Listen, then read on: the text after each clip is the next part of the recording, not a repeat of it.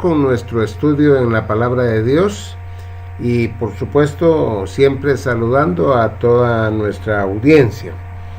En esta oportunidad el tema que vamos a presentar es la segunda venida de Cristo, basado en Mateo 24 versículos 26 al 31. Ahí va a estar nuestra meditación y quiero decirles que en nuestra exposición del discurso del Señor Jesús en el Monte de los Olivos, hemos llevado el tema específico de la segunda venida, hemos llegado ahí en estos versículos que ya he anunciado. Para comprenderlo mejor, debemos notar que el evento de la segunda venida de Cristo ocurre en un solo día, cuando el Señor Jesús pondrá sus pies en el Monte de los Olivos. Vamos a explicar eso adelante. Pero cuando se describe el escenario total, se habla de varias cosas. Espero que esta aclaración ayude. La segunda venida va a ocurrir en un solo día, pero el escenario de la que se habla aquí en Mateo 24, 26 al 31 describe varias cosas y quiero mencionarlas. Primero, habla de la rapidez de la segunda venida de Cristo en el versículo 27. Luego, la segunda cosa es que ocurrirá la batalla final de Armagedón. Eso lo voy a explicar más adelante porque Armagedón es una campaña militar que va a tardar meses, pero la batalla final ocurre en el momento en que Cristo regresa a la tierra. En tercer lugar, habrá un sacudimiento cósmico y eso lo describe el versículo 29. Y finalmente se verá aparecer al Señor lleno de gloria. Son cuatro cosas las que constituyen el escenario, aunque la venida ocurre en un solo día. El versículo 31 lo voy a tocar, aunque habla del Señor reuniendo a todos los israelitas que habrán sobrevivido después de la gran tribulación y los va a reunir en Jerusalén, pero eso no es parte del acontecimiento de la segunda venida, sino que eso ocurre cuando ya el Señor se ha sentado en su trono y establece el reino milenial. Espero que estos cuatro señalamientos les ayuden a entender más, porque en las cuatro cosas se ve que el Señor viene y entonces podemos confundir el escenario que se va a dar en esos días con el evento de la segunda venida de Cristo. Recordemos que este asunto de la segunda venida de Cristo fue una de las cosas que los discípulos preguntaron a Jesús en el versículo 3 de Mateo 24, donde le dicen: ¿qué señal habrá de tu venida? Ahí está el tema de la venida de Cristo. Y por supuesto hay muchas más cosas que se están tratando aquí en Mateo 24, pero hay un específico que es la venida del Señor Jesús. Yo quisiera invitarlos a orar brevemente para entregar este tiempo al Señor. Padre Santo, te damos gracias por tu palabra, gracias por lo que has revelado acerca de los acontecimientos futuros y para tu pueblo, para la iglesia. Es una maravilla saber lo que tú vas a hacer y también para nosotros, Señor, es una gran consolación saber que este mundo en donde vivimos con todos sus asuntos, penas y situaciones que se dan, no es todo lo que nos espera, sino que estamos también confiando en que tú vas a llevar a cabo tu plan, y tu plan es de gran bendición para los que hemos confiado en el Señor Jesús. Y de verdad que cada uno, Señor, de los que oyen esta palabra, esté con la esperanza bienaventurada de que el Señor regresará y que este mundo cambiará y será para bien. Y si hay amigos que no te conocen, también que tu Espíritu Santo abra sus entendimientos para que le entreguen su corazón a Jesús. Encomendamos este tiempo en tus manos en el nombre de Jesús. Amén. Entonces, el tema es una pregunta que le hicieron los discípulos a Jesús. ¿Qué señal habrá de tu venida? Y quiero decirles, en el Antiguo Testamento se profetizaron las dos venidas del Señor. La primera venida, que habla de la encarnación de Cristo cuando Él nació como hombre en Belén de Judea. Pero también la Biblia profetiza la segunda venida de Cristo para reinar sobre todo el mundo. Por cada profecía del Antiguo Testamento que se refiere a su primera venida, hay 8 profecías del Antiguo Testamento que hablan de la segunda venida de Cristo en gloria. En otras palabras, la segunda venida se anuncia más que la primera. Y así como se cumplieron las profecías de la primera venida al mundo, hasta en los más mínimos detalles, también se cumplirán todas las profecías de su segunda venida. A esto hay que añadir que el Nuevo Testamento asegura que el Señor viene otra vez a reinar y lo hace cantidad de veces. Es importante que notemos esa estadística, porque la primera venida de Cristo fue anunciada y se cumplió en todos sus detalles lo que había sido anunciado cuando Él vino la primera vez, y estamos seguros que la segunda venida se cumplirá también. Veamos en primer lugar en este tema el contexto del versículo 27, que ya habíamos estudiado parte de eso, donde el Señor menciona la parusía, o sea, la segunda venida de Cristo a la tierra.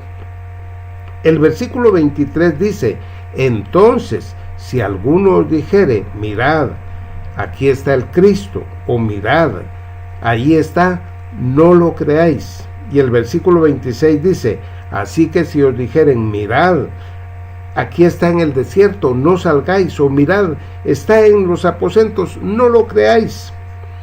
Estos falsos cristos que se dan aquí en versículo 23 y 26, las profecías de que aparecerán, esos falsos cristos y falsos profetas se manifestarán en la semana 70 y a lo largo de esos 7 años, aunque el clímax de este engaño será el anticristo y el falso profeta.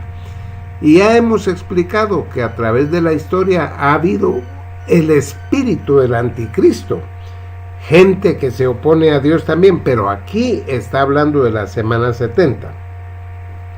Estos se ofrecerán a todo el mundo, pero especialmente al pueblo de Israel. Por eso dicen ellos ser el Cristo, el Mesías prometido a Israel. Esto es importante porque cuando nosotros estudiamos todo el cuadro, vemos que a la iglesia Pablo le anuncia y Pedro le anuncia que aparecerán falsos maestros, falsos profetas, falsos apóstoles. Eso no es para la semana 70, pero los falsos cristos son especialmente para la semana 70 y tratando de engañar sobre todo al pueblo de Israel. Jesús dice también que en su segunda venida Él no vendrá a hacer un ministerio, a dar conferencias o a dar enseñanzas como ocurrió en su primera venida. Cualquiera que invite, como dice en el versículo 26, aquí está el Cristo en los aposentos, aquí está en el desierto, vengan a oírlo.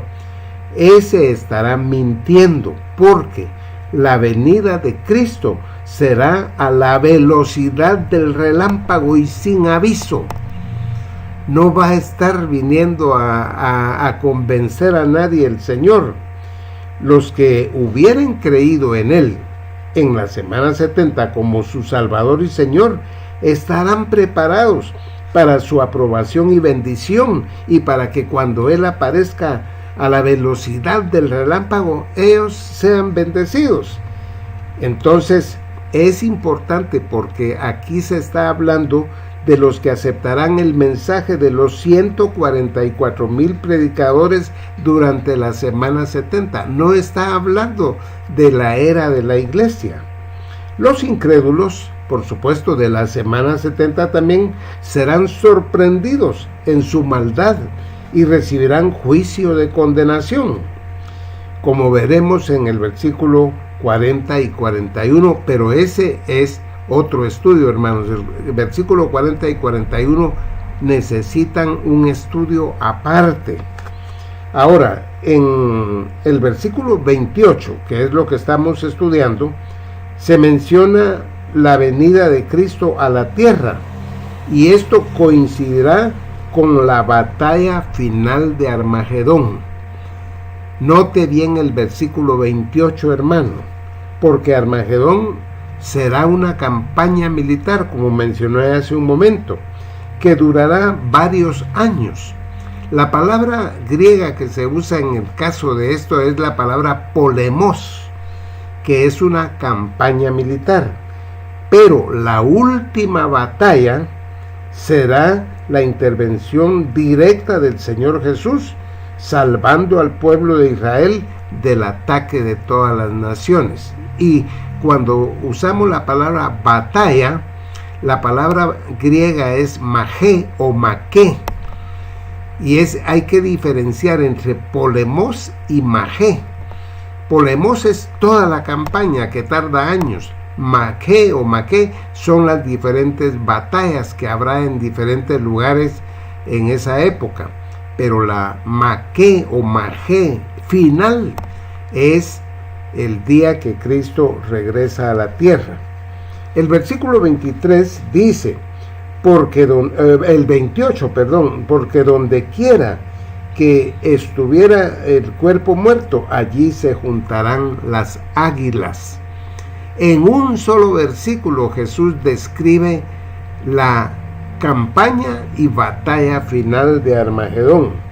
Este versículo se entiende más leyendo Apocalipsis 19, versículos 17 y 18, y el versículo 21 también. Lo que se ve aquí en la campaña o batalla de Armagedón, la final, es la victoria de Jesús en su segunda venida sobre los ejércitos enemigos del pueblo de Israel, es decir, que vienen contra Israel. Vamos a leer entonces aquí en Apocalipsis 19, 17. Y vi a un ángel que estaba en pie en el sol, dice el texto bíblico, y clamó a gran voz diciendo a todas las aves que vuelan en medio del cielo, venid y congregaos a la gran cena de Dios. Subrayen esa palabra, gran cena de Dios, para que comáis carne de reyes, dice el versículo 18, y de capitanes, y carnes de fuertes, carnes de caballos y de todos sus jinetes, y carnes de todos, libres y esclavos, pequeños y grandes. Se le llama a esto la gran cena de Dios, y es la batalla final de Armagedón. Y las aves de rapiña comerán los cuerpos de los enemigos de Israel. Eso explica el versículo 28, donde dice, donde quiera que estuviera el cuerpo muerto, ahí se juntarán las águilas. Esta batalla se profetizó de Zacarías en el capítulo 14, Y en los versículos 3 y 4 vamos a ver eso porque es importante. Y también se profetiza esta misma batalla en Apocalipsis 19, versículo 11 al 16. Es lo que hará el Señor en su segunda venida. Y por supuesto, el Señor viene guerreando contra la sociedad humana que habrá llegado en ese momento al colmo de la maldad. Dios interviene, hermanos. Él intervino en el diluvio. Él intervino en Sodoma y Gomorra. Entonces, y hay momentos en que el Señor actúa contra la maldad del hombre. En Zacarías 14:3 lo leemos porque toca la segunda venida de Cristo. Dice: después saldrá Jehová y peleará con aquellas naciones como peleó en el día de la batalla. Y se afirmarán, dice el versículo 4, sus pies en aquel día sobre el monte de los olivos, que está enfrente de Jerusalén al oriente. Y el monte de los olivos se partirá por en medio, hacia el oriente y hacia el occidente, haciendo un valle muy grande, y la mitad del norte se apartará del monte se apartará hacia el norte y la otra mitad hacia el sur. Y eso tiene que ver con la segunda venida de Cristo a la tierra. Va a poner su pie en el monte de los olivos. Esto es diferente al rapto de la iglesia. En el rapto de la iglesia el Señor no viene hasta la tierra, sino que recoge a la iglesia en las nubes, en el aire, y por supuesto antes de la semana 70. Lo que estamos viendo aquí es la segunda venida de Cristo. Eso fue lo que le preguntaron los apóstoles a Jesús. Ellos no hablaron del rapto. El final del versículo 5 de Zacarías 4 dice: y vendrá Jehová mi Dios, y con él todos sus santos. Fíjense el énfasis en la venida del Señor, en que el Señor viene guerreando en esa oportunidad. Y dice: vendrá Jehová mi Dios. Tanto el texto donde dice que saldrá Jehová y peleará con aquellas naciones, como que vendrá Jehová mi Dios, está hablando del Señor Jesucristo. El Señor Jesucristo es Jehová el Mesías, es Dios el Hijo. Es importante que sepamos eso. Los versículos 6 y 7 los leo porque tienen que ver con algo de lo que se anuncia en Mateo 24. Dice Zacarías 14, 6 y 7: y acontecerá que en ese día no habrá luz clara ni oscura. Versículo 7: será un día el cual es conocido de Jehová, que no será ni de día ni de noche, pero sucederá que al caer la tarde habrá luz. Esta expresión la explico rápidamente porque es otro tema. Cuando dice al caer la tarde habrá luz, habla del reino mesiánico, del milenio, que es la mañana del día glorioso del día del Señor. Pero la semana 70, en donde es juicio lo que trae el Señor, al final habrá esta situación que no habrá luz, y como dice aquí, que será un día que no será ni de día ni de noche en cuanto a claridad. Estos versículos los he leído, hermanos, por la relación que tienen con Mateo 24, versículos 29 y 30, donde el Señor habla del sacudimiento cósmico que habrá en el momento del descenso de Jesús a la tierra, y los fenómenos sobrenaturales que le demostrarán a la humanidad, a esa humanidad rebelde y altiva, que el hombre no es Dios, como pretenden muchos, que aunque no digan directamente soy Dios, ellos son Dios para sí mismos, haciendo lo que quieren y no obedeciendo la voluntad del único y verdadero Dios. El hombre es una criatura que depende de Dios.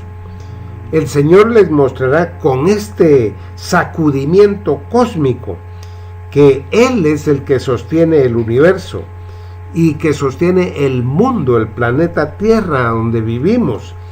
Y Él es el que da todas las bendiciones que hay aquí en la vida en el planeta Tierra.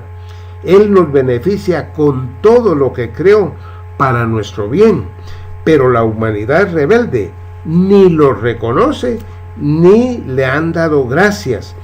Por eso enviará oscuridad y sacudirá las potencias de los cielos, como dice aquí Mateo 24. Además, el Señor les mostrará la majestad del eterno Hijo de Dios en su retorno a la tierra. Es interesante porque en su retorno a la tierra, Cristo no vendrá en humildad como vino cuando vino a redimirnos en su primera venida, sino que ahora vendrá en gloria. Leamos los versículos de Mateo 24, 29 y 30. Dice: e inmediatamente después de la tribulación de aquellos días, el sol se oscurecerá y la luna no dará su resplandor, y las estrellas caerán del cielo, y las potencias de los cielos serán conmovidas. Leo el versículo 30 de una vez. Dice: entonces aparecerá la señal del Hijo del Hombre en el cielo, y entonces lamentarán todas las tribus de la tierra, y verán al Hijo del Hombre viniendo sobre las nubes con poder y gran gloria. Es interesante este versículo 29, hermanos, explicarlo. Es un sacudimiento cósmico que ocurrirá al final de la semana 70 y es parte del escenario del regreso de Cristo hasta la tierra, hasta el monte de los olivos, y lo que leímos ahí en Zacarías capítulo 14.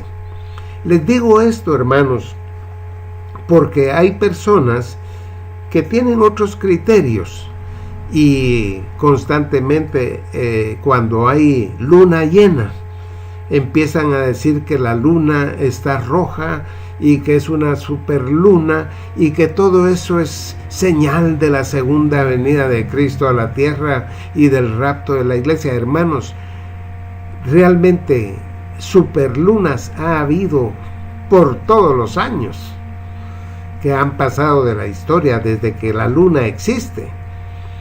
Entonces, aquí yo quiero que ustedes se den cuenta que hay un momento en que esto ocurrirá y será al final de la semana 70. Eso no ha ocurrido en toda la historia de la iglesia. Pero hay personas que dicen que ahora hay una megaluna, que hay una superluna, que la luna está roja y una serie de, y que esas son las señales de Mateo 24. No es así, hermanos. Esto va a ocurrir al final de la semana 70, cuando el sol, la luna y las estrellas van a presentar este sacudimiento, como hemos dicho. El versículo 29 ubica estos acontecimientos al final de la semana 70. Lean su Biblia, hermanos. Después de la tribulación de aquellos días. Está hablando al final de la semana 70. Entonces se cumplirán los fenómenos impresionantes, especialmente en los cuerpos celestes. Quiero leerles nada más los versículos, porque habría que estudiarlos aparte, pero de momento necesito que si quieren hasta anoten. Isaías capítulo 13, versículo 10 y versículo 13. Ezequiel 32, versículos 7 y 8. Joel 2, versículo 30 y 31. Amós 8, versículo 9 y Apocalipsis 6, versículo 12. Todos esos versículos que les acabo de mencionar hablan de este sacudimiento cósmico y de esos fenómenos impresionantes que habrá al final de la semana 70. En esos versículos mencionados, el Señor dice que al momento de la segunda venida de Cristo, en Isaías dice que hará estremecer los cielos, y luego se dice que habrá oscuridad total, que se darán impresionantes lluvias de meteoros, mostrando el dominio del Señor en el universo. Es interesante porque en la Biblia hay momentos de oscuridad. En Egipto hubo una oscuridad que duró varios días. Y también en el momento cuando el Señor Jesús murió en la cruz, hubo tinieblas durante 3 horas al mediodía. Eso no fue un eclipse de sol, no fue un eclipse de sol, sino una oscuridad sobrenatural. Recordemos que el 14 de Nisan era día de luna, entonces no podía haber eclipse de sol ese día. Y lo que pasó cuando se oscureció durante 3 horas, durante el tiempo que Jesús estuvo crucificado, es porque el juicio del mundo pesaba sobre Jesús. En Mateo 27:45 dice: y desde la hora sexta, o sea, desde las 12 del mediodía, hubo tinieblas sobre la tierra hasta la hora novena, o sea, hasta las 3 de la tarde, que fue el momento en que el Señor Jesús murió. Pero en esas 3 horas, en esa oscuridad, estaba cayendo el juicio de Dios sobre el Señor Jesús. Él estaba sustituyéndonos. Todos esos hechos, hermanos, son de carácter sobrenatural. Y así será al final de la semana 70. Para los creyentes en el Señor Jesús, el Señor cargó con el juicio de ellos en la cruz en esas horas de oscuridad. Él sufrió el castigo nuestro, sustituyéndonos en la cruz. Por eso la Biblia dice que ninguna condenación hay para los que están en Cristo Jesús, hermanos. Los que hemos creído en Cristo, ya no hay condenación para nosotros. Y también dice el mismo Señor Jesucristo, que el que cree en Cristo no vendrá a condenación, mas ha pasado de muerte a vida. Eso lo dice en Juan 5:24. La oscuridad en la segunda venida de Cristo anuncia juicio para la gente incrédula al final de la semana 70. También marca el fin del mundo, que fue otra de las cosas que le preguntaron los 4 discípulos a Jesús. Ellos preguntaron: ¿qué señal habrá de tu venida y del fin del mundo? O sea, del fin del sistema mundial de Satanás, como ya hemos explicado. Pero la segunda venida de Cristo dará paso al reino de Dios en la tierra. Por eso es que dice el texto de Zacarías: pero al final de la tarde habrá luz, el reino de Cristo.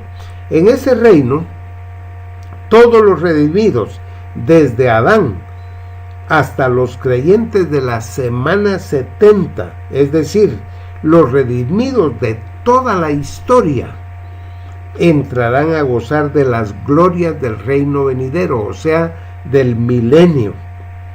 Es importante pues hacer toda esta, poner en orden todo eso en nuestra mente.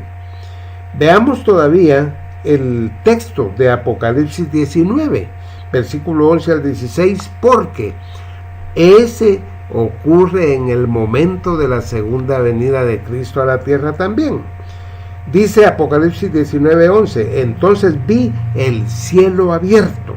Esto está hablando de la segunda venida. Y he aquí un caballo blanco, y el que lo montaba se llamaba Fiel y Verdadero, es nuestro Señor Jesucristo.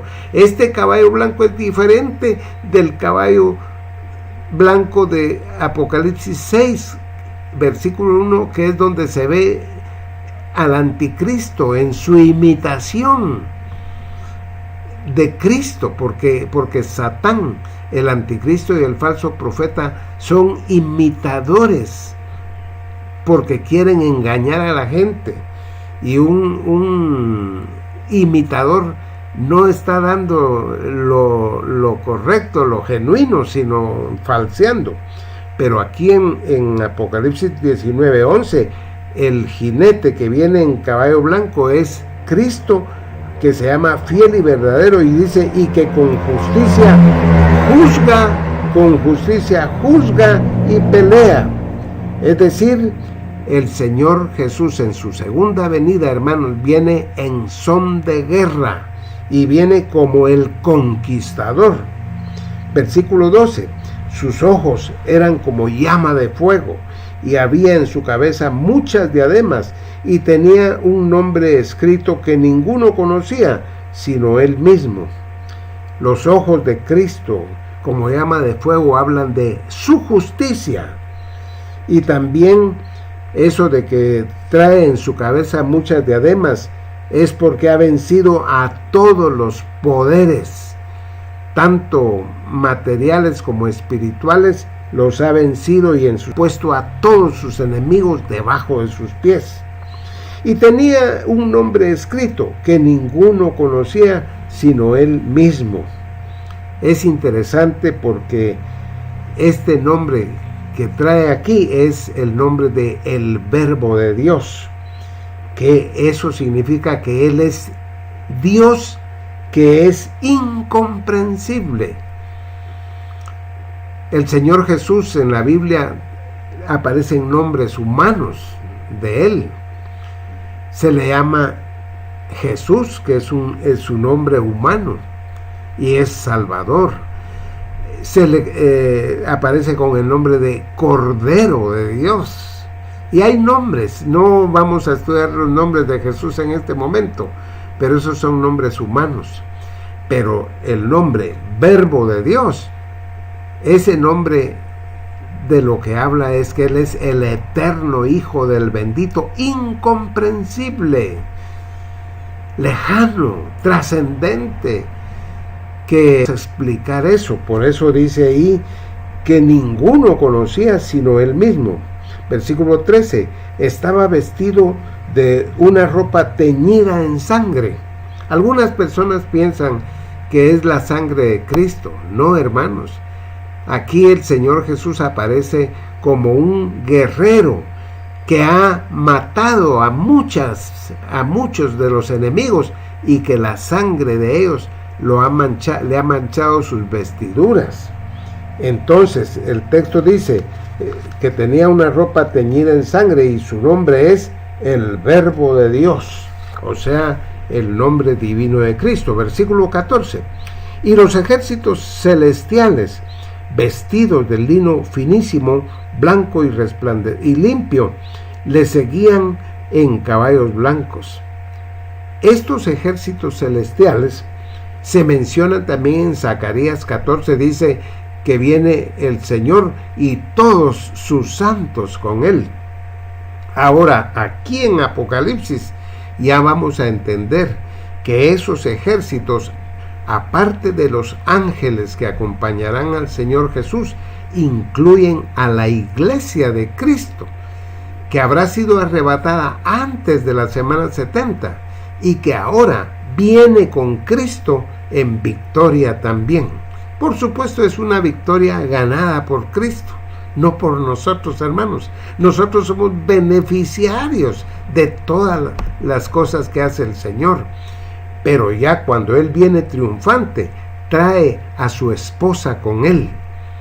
Y esa esposa es la iglesia. Pero aquí dice, los ejércitos celestiales le seguían vestidos de lino finísimo.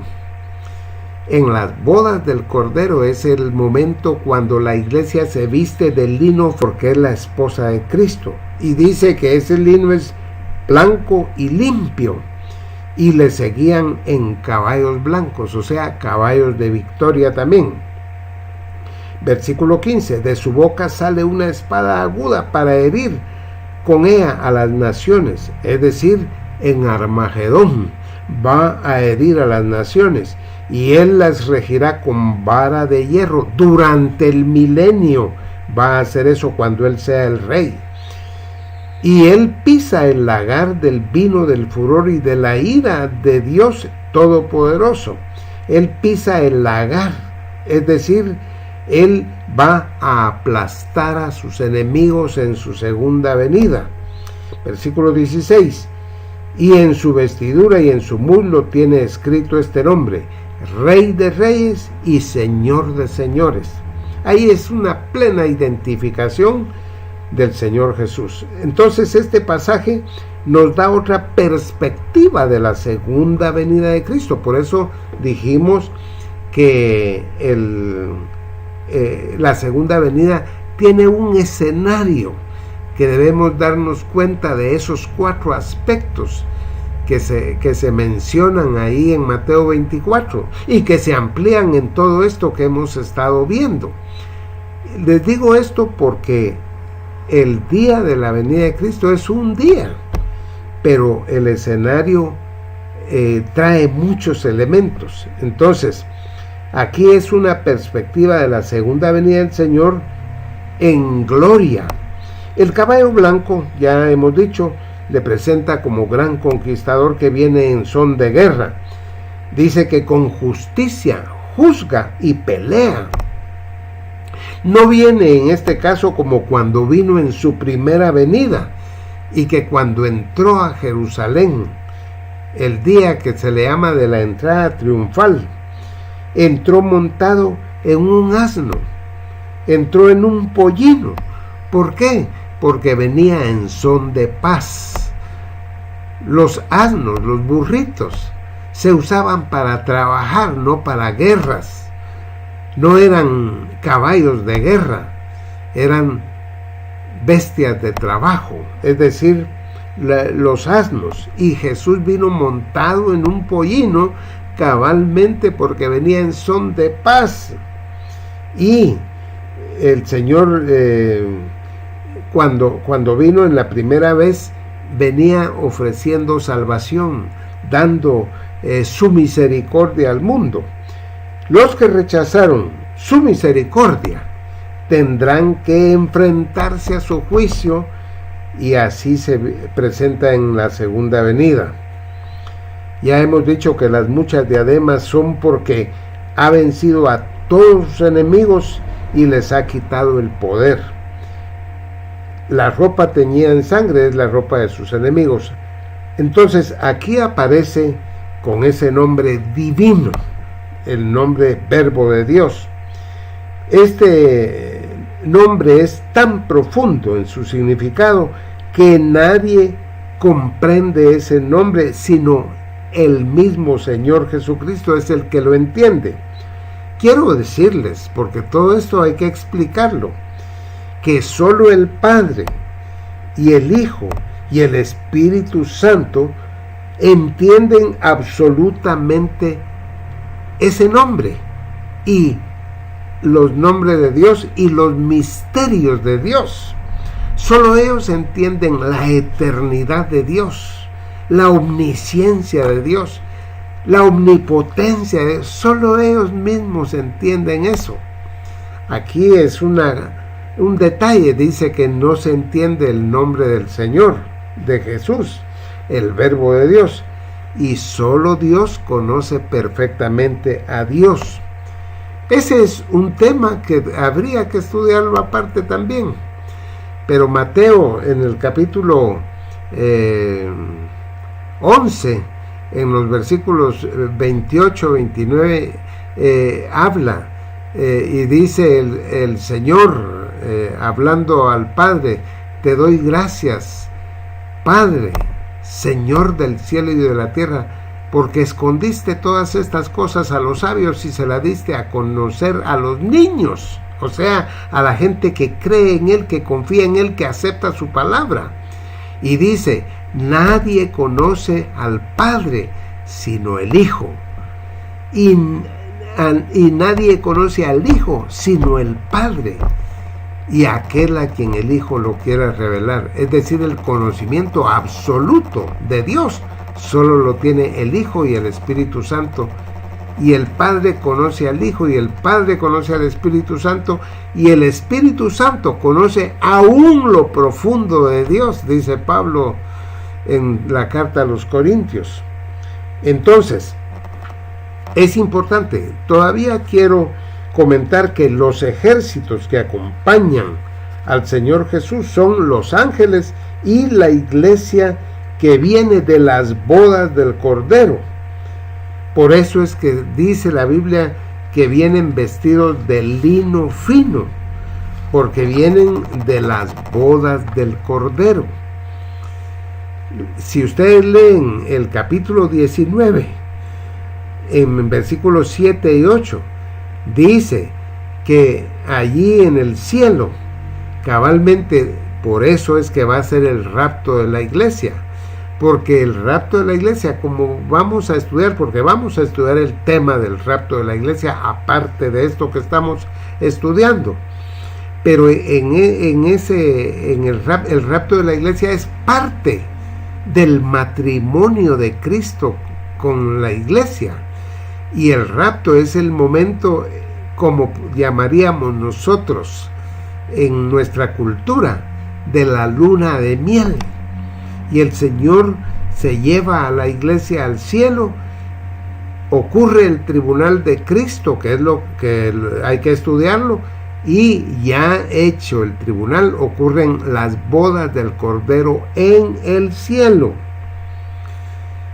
Ya aquí en la segunda venida, Cristo desciende con la iglesia que ya se ha casado con él en el cielo a celebrar la cena de las bodas del Cordero. No es lo mismo las bodas del Cordero que la cena de las bodas del Cordero. Las bodas serán en el cielo, pero las bodas del Cordero es el milenio, que va a ser una cena de 1000 años. Todo esto es figurativo, y de lo que habla es de la comunión y la bendición que tendrá la iglesia con el Señor y el reino del pueblo de Israel. Muy bien, Mateo 24, versículo 30, nos resume los acontecimientos de la segunda venida del Señor. Versículo 30. Entonces, dice el texto, aparecerá la señal del Hijo del Hombre en el cielo. En lo personal, y por supuesto hemos estudiado todos estos asuntos, pero creo que está hablando de la gloria Shekinah. Esa es la señal que se va a ver.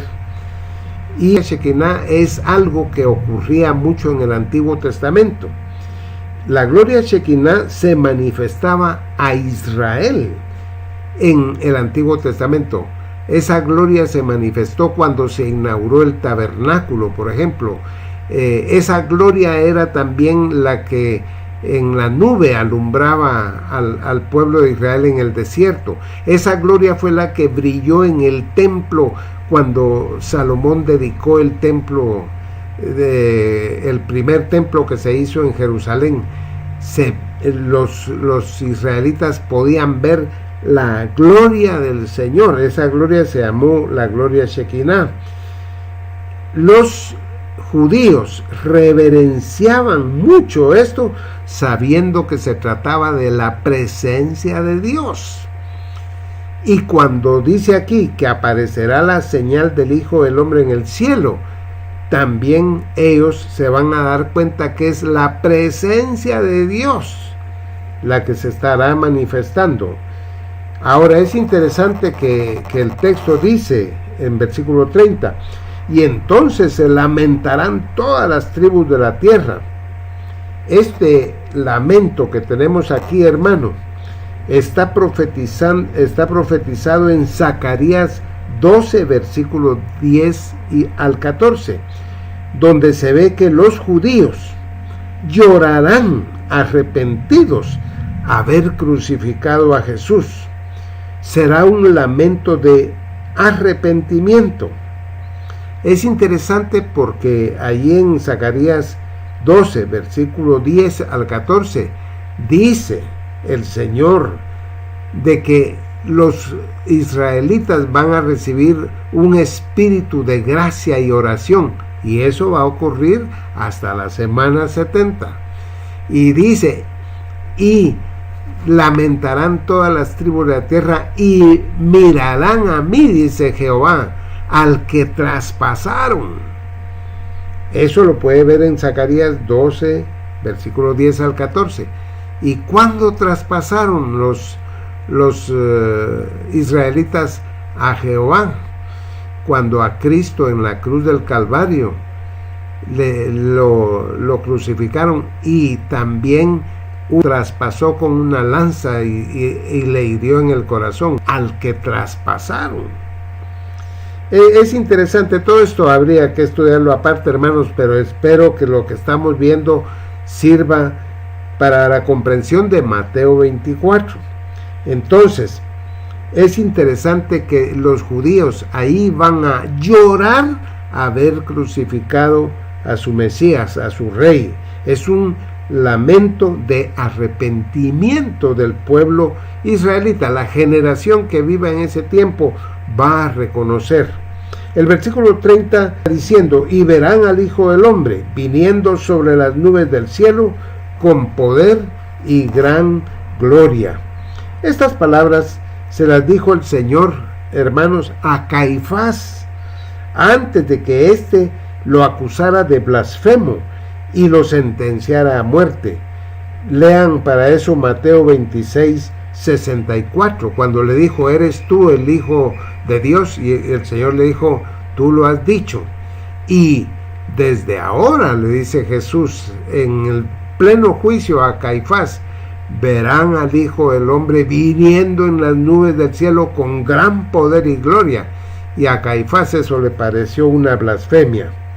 Ya cuando vamos al versículo, que en realidad ya les dije que no es parte del escenario del momento de la venida de Cristo, sino que aparece ahí inmediatamente el versículo, dice el versículo 31, les digo que habla de la reunión de todos los judíos que hubieran sobrevivido a la gran tribulación en Jerusalén. El Señor Jesús, ya como Rey del milenio, enviará a los ángeles con voz de trompeta, pueblo escogido, es decir, a Israel. Esto toca lo que es la fiesta de las trompetas, porque dice que enviará a sus ángeles a son de trompeta a reunir a todos los escogidos. Y la fiesta de las trompetas profetizaba la reunión final del pueblo de Israel en la inauguración del reino mesiánico.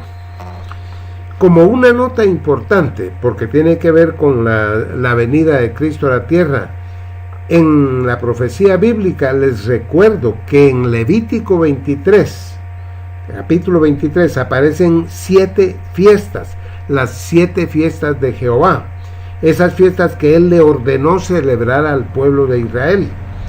Estas constituyen el calendario judío.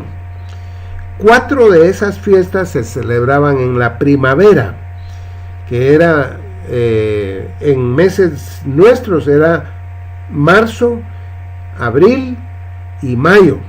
En esa época se celebraban las 4 fiestas, y eran la Pascua, los panes sin levadura, las primicias y Pentecostés. Estas 4 fiestas se cumplieron en su significado en la primera venida de Cristo a la tierra. Por eso es que lo estoy incluyendo.